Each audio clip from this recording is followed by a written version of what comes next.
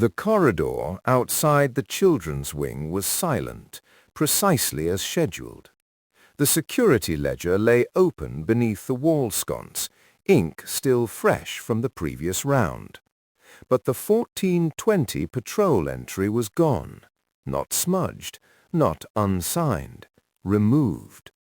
The Royal Guard had logged every round for 6 years without exception. He did not turn the page. He studied the absence and understood someone had touched the record. The patrol system did not fail. It had been altered. The Royal Guard stood in the quiet operations alcove adjacent to the residential corridor, the faint hum of concealed ventilation brushing against the polished stone walls. His gloved finger hovered just above the screen as he replayed the entry log for the 3rd time. At 1420, his own patrol marker should have appeared automatically when he passed the midpoint sensor near the service staircase. Instead, there was a clean gap, precisely 60 seconds, followed by the next recorded checkpoint at 1421. No delay, no overlap, no system warning, just absence. He expanded the metadata. The entry had not been skipped by a faulty reader. It had been manually deleted at 1427 by a command-level override. The authorization code attached to the deletion belonged to Internal Security Administration. He did not react outwardly. His posture remained composed, shoulders squared, ceremonial tunic immaculate under the corridor lighting. But his breathing slowed, deliberate and measured, as he shifted to the adjacent CCTV feed covering the service staircase that led toward the children's wing. At 1420.12, the footage flickered. It was not a full blackout. The image softened, pixelated briefly, then restored itself at 1421.08. 56 seconds of distortion, enough to conceal a face, a movement, the passing of a bag. The staircase itself appeared unchanged, stone steps descending into shadow, brass handrail polished to mirror brightness, emergency lighting steady. No visible intruder, no obvious breach. Yet the timing aligned too precisely with the deleted patrol entry to dismiss as coincidence. He replayed his memory of that moment. At 1419, he had paused at the corridor junction to allow a junior aide to pass with archival folders. At 1420, he had resumed his route. Nothing unusual. No sound beyond the muted rhythm of distant footsteps and the faint ticking of the antique clock mounted above the archway. The temperature had been cool, regulated, the air faintly scented with beeswax polish. If someone had been present on the staircase during that minute, they would have relied on timing, on predictability. The guard straightened slightly and reviewed the administrative access log. The deletion was performed from a terminal located 2 floors below within the internal security office. That meant deliberation. It meant knowledge of how the patrol markers functioned and which minute would raise the least immediate suspicion.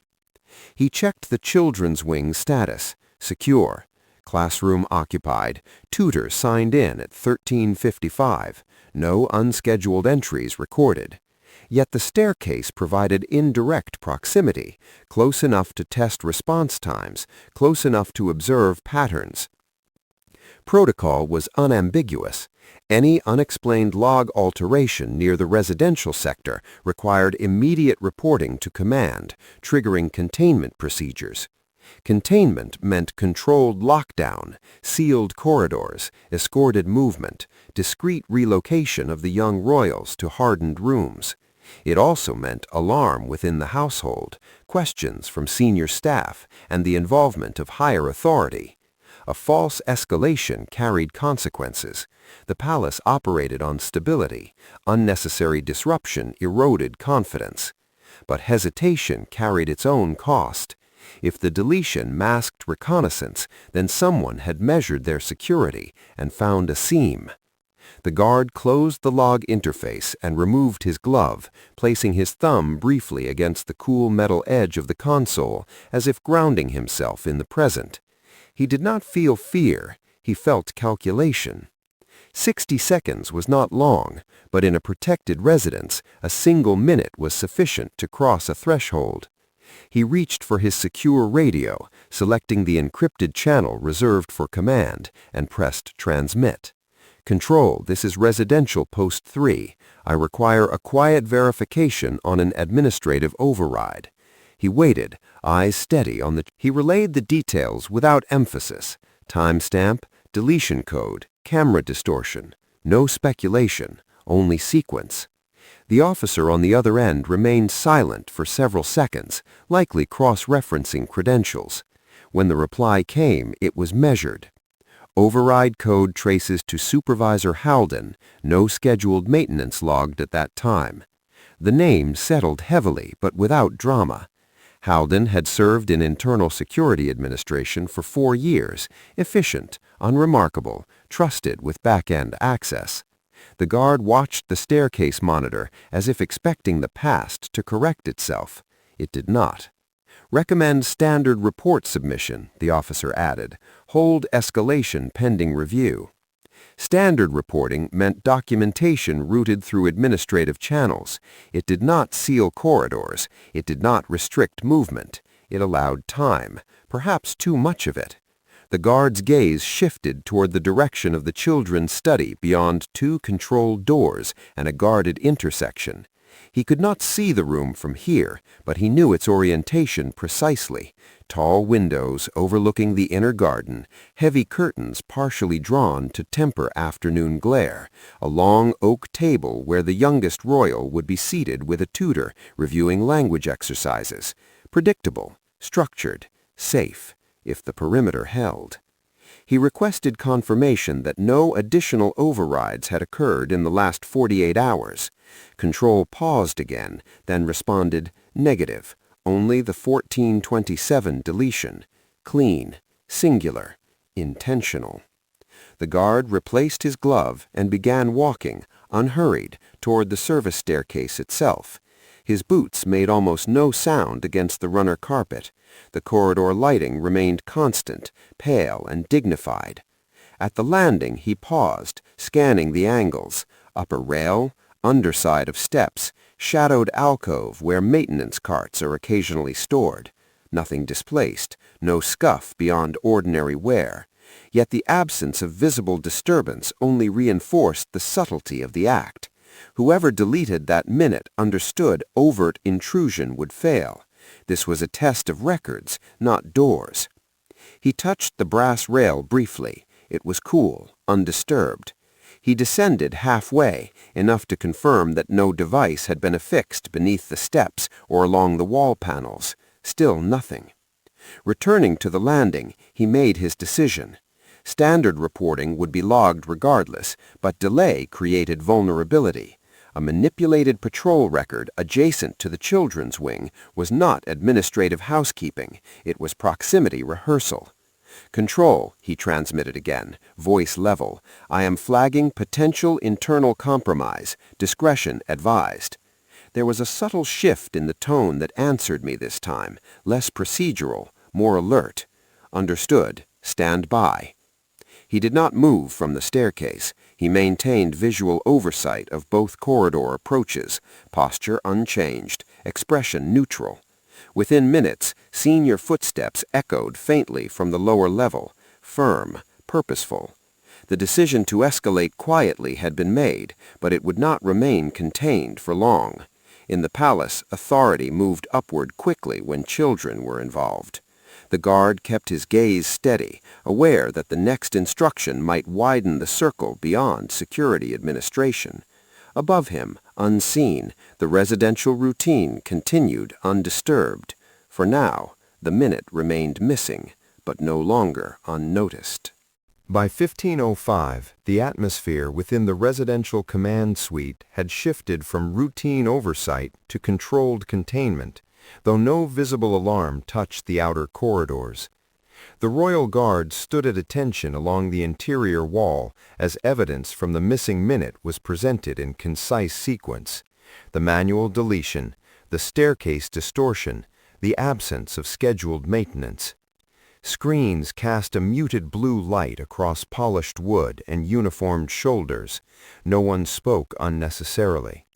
When Prince William entered, the room adjusted subtly, backs straighter, voices quieter, but the tone remained procedural rather than ceremonial.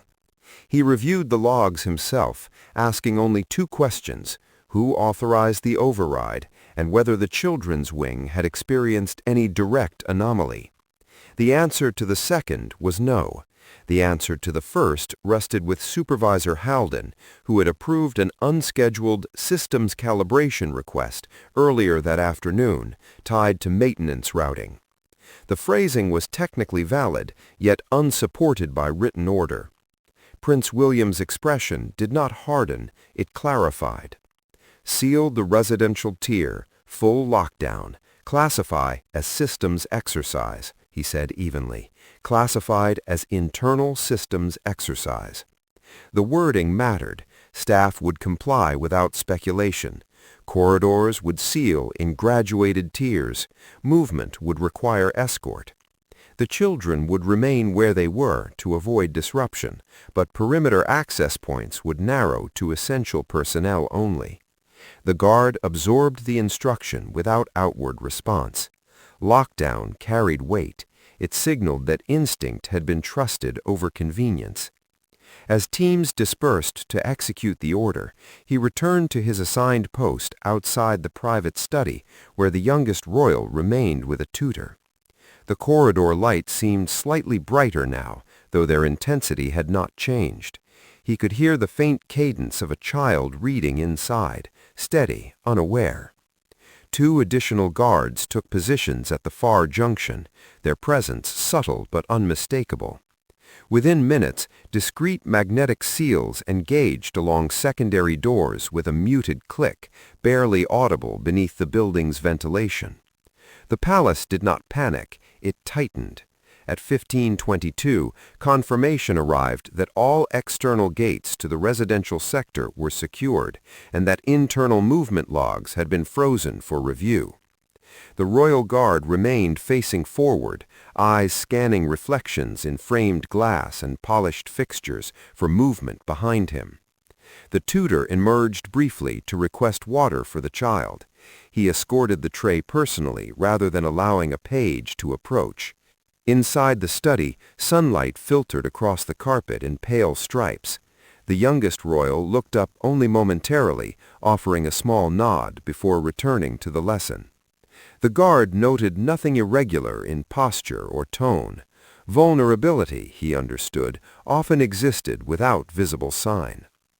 When he resumed position, a senior security officer approached with controlled urgency. Halden had been located in the administrative office and was cooperating.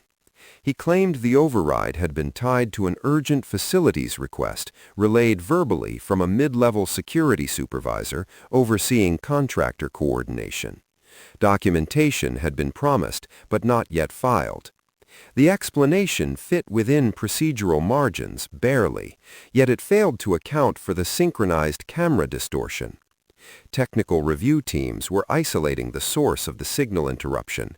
Preliminary assessment suggested deliberate interference rather than equipment fault.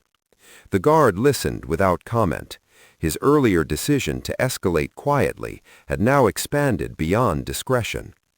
Pressure moved laterally through the structure. Supervisors questioned, access rights temporarily suspended, digital trails preserved.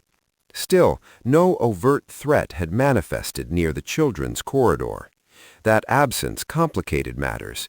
If this was reconnaissance, it had been precise and restrained.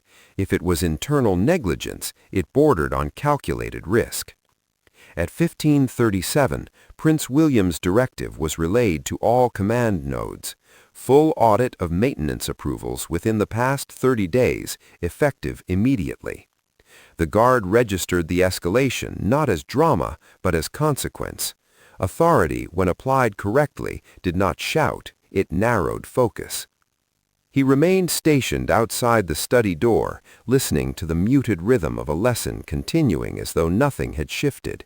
Yet beyond the walls, layers of trust were being examined, and the missing minute had grown into a widening circle of accountability. By late afternoon, the lockdown had settled into a disciplined stillness. The Royal Guard remained outside the private study, posture exact, gaze forward, while investigative updates filtered quietly through encrypted channels. Technical analysis confirmed that the camera distortion at 1420 was not a random glitch, but a localized signal interruption introduced from within the palace network.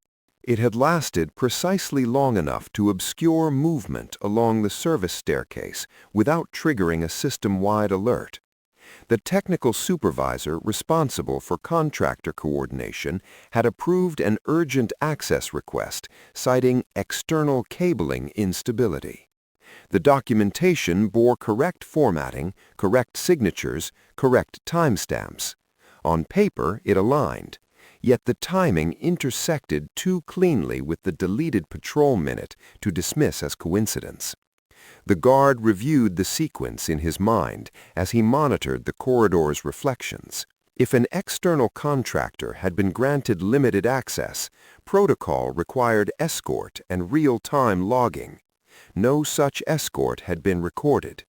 When he requested clarification through command, the response returned measured. The contractor had not physically entered the residential tier. Authorization was precautionary, intended for possible access later in the day. Precautionary authorization did not justify deleting patrol evidence. The inconsistency pressed against him, not as suspicion of malice, but as imbalance within a system designed to prevent precisely this kind of ambiguity. Protocol directed him to remain at his assigned post while investigative teams handled internal verification. The children's wing was secure. His duty was visible deterrence and immediate response. Yet the service staircase remained a silent variable. He could not confirm whether anything had been placed, removed, or observed during that missing minute. The idea of an unseen rehearsal, someone measuring timing, gauging blind spots, settled heavily.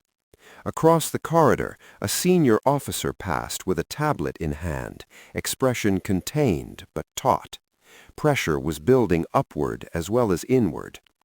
The guard requested temporary relief to conduct a direct inspection of the restricted service corridor below the staircase. The reply did not come immediately.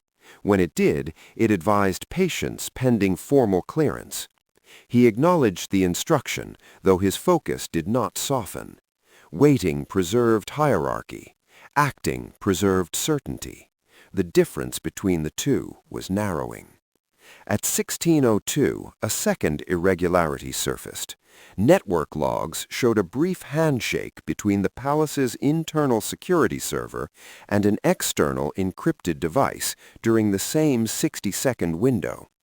The data transfer was minimal, too small to contain structural files, yet sufficient to confirm connection.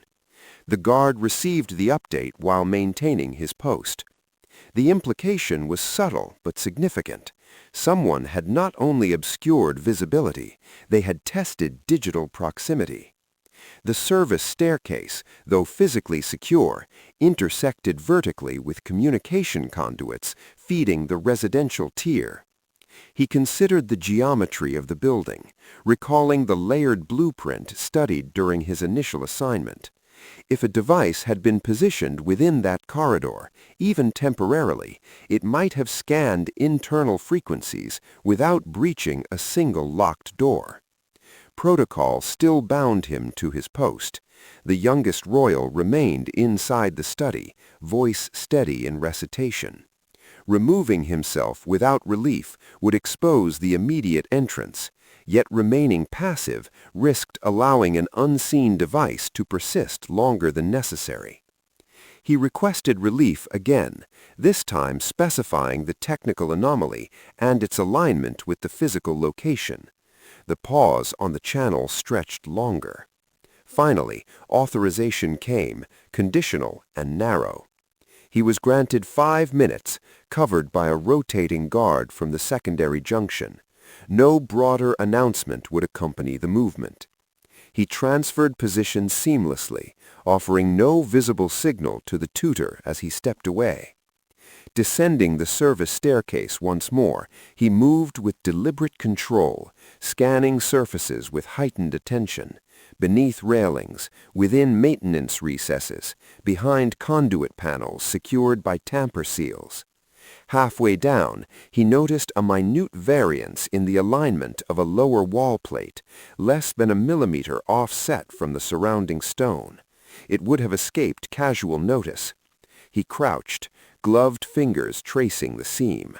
The plate shifted slightly under pressure, revealing the faint edge of a magnetic fixture. He did not remove it immediately. Instead, he transmitted a quiet update to command and waited for technical support to approach under controlled protocol. Instinct had directed him downward. Accountability required witnesses. As footsteps approached from above, steady and purposeful, he maintained position beside the concealed fixture. The investigation had moved from abstraction to object. Technical support arrived within 3 minutes, carrying a compact diagnostic kit and a sealed evidence container. The Royal Guard remained crouched beside the slightly displaced wall plate, maintaining visual control of the staircase in both directions. The air in the lower corridor felt cooler than above, tinged faintly with stone dust and electrical insulation. When the technician carefully loosened the plate, a thin, matte black device became visible, no larger than a mobile handset, affixed magnetically near a conduit junction. It bore no palace inventory marking. Its surface was unbranded, deliberately neutral. A small indicator light pulsed once, then went dark as the technician isolated its power source. No alarm sounded, no dramatic revelation followed. The silence deepened instead, heavy with implication. The guard did not speculate aloud. He simply observed the placement, positioned to intersect internal wiring without physically penetrating it, close enough to harvest signal proximity data. It was reconnaissance through adjacency, not force. Control instructed that the device be sealed and transported for forensic analysis under restricted classification. As the technician secured it, footsteps echoed from the upper corridor. A man descended with measured calm, wearing approved palace credentials and the subdued uniform of facilities coordination.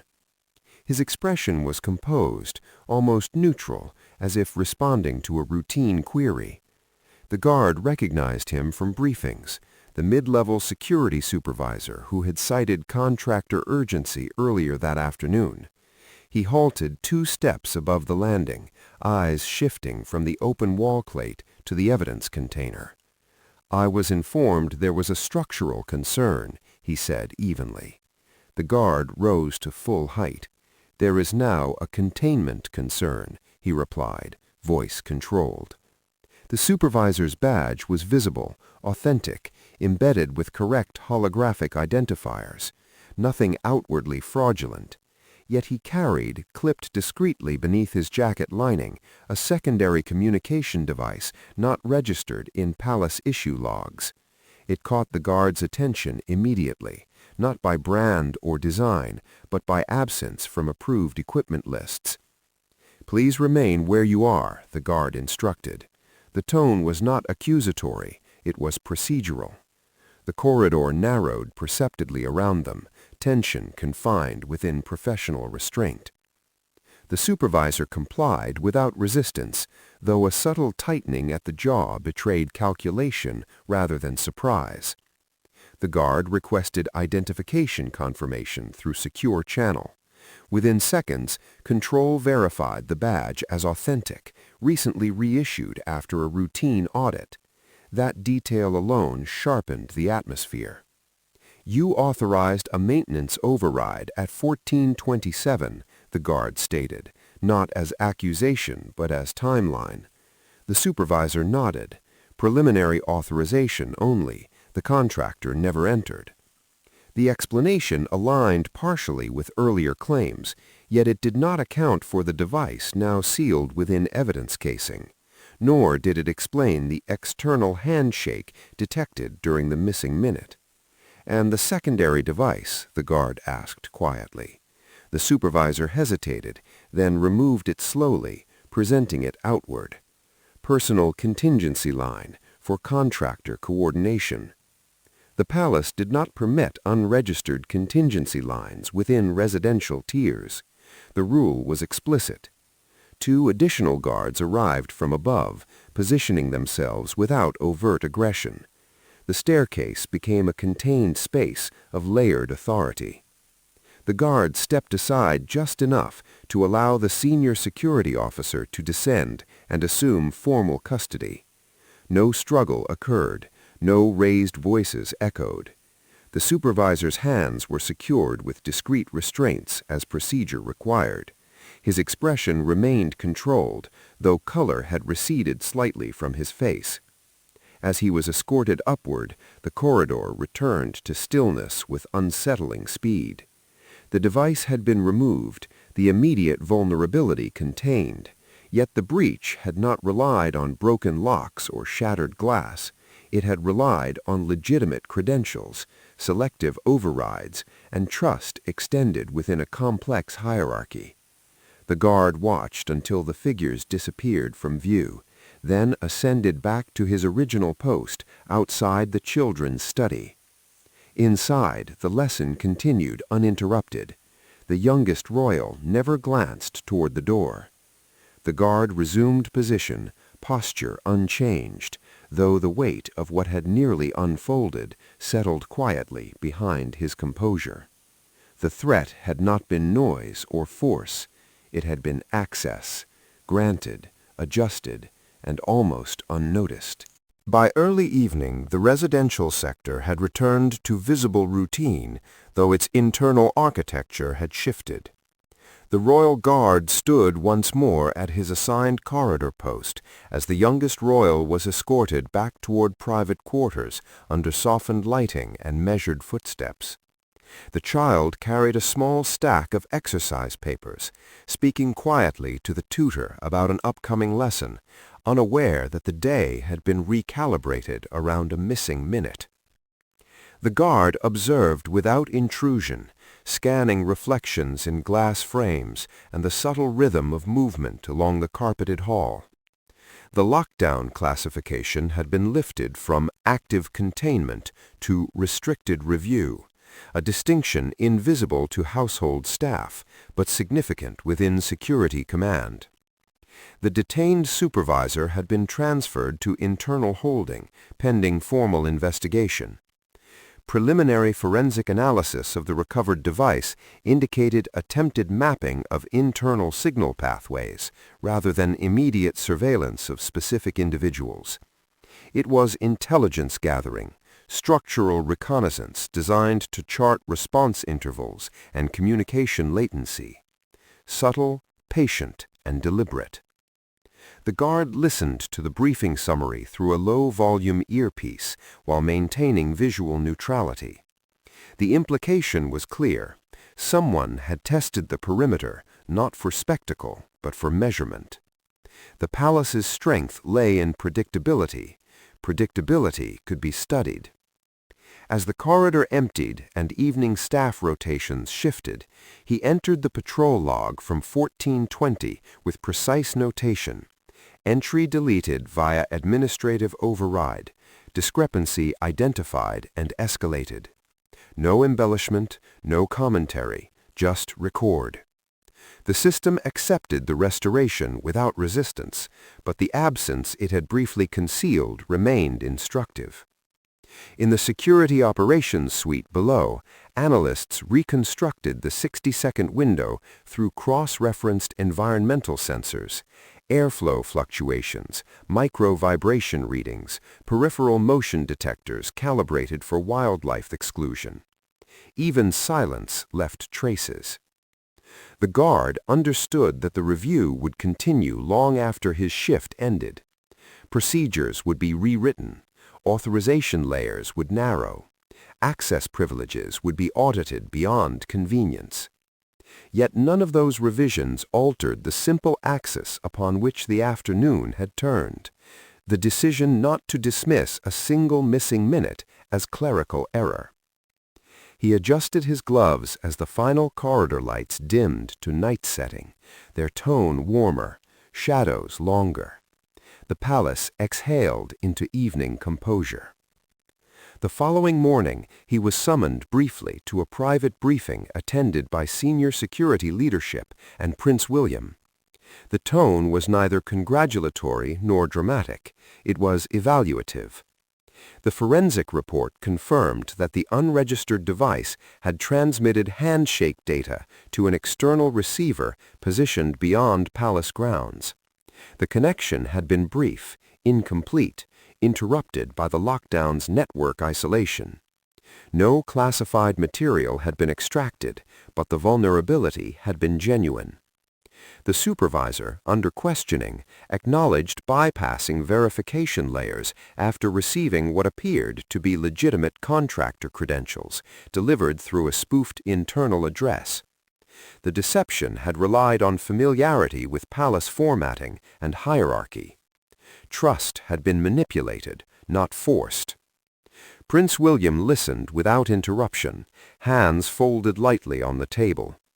When the guard's early escalation was referenced, it was done in the same tone as any procedural step. Early identification prevented expansion, he stated simply. No praise followed, none was necessary.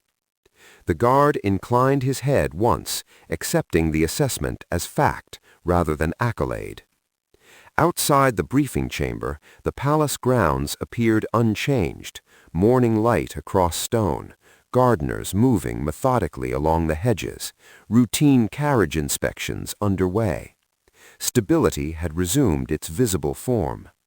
Yet internally, access protocols were already being revised to require dual authentication for any patrol log alteration within residential proximity.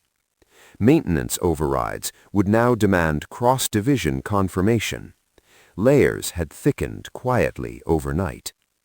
Returning to his post near the children's wing, the guard resumed the disciplined stillness that defined his role.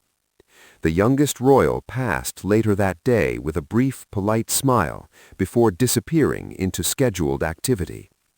The child would never know that trust had been measured in seconds and nearly adjusted without consent.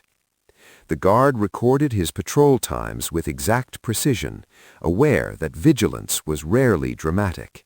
It was cumulative, built from attention to details that did not belong. The palace endured not because threats were loud, but because they were noticed early, sometimes within a single missing minute.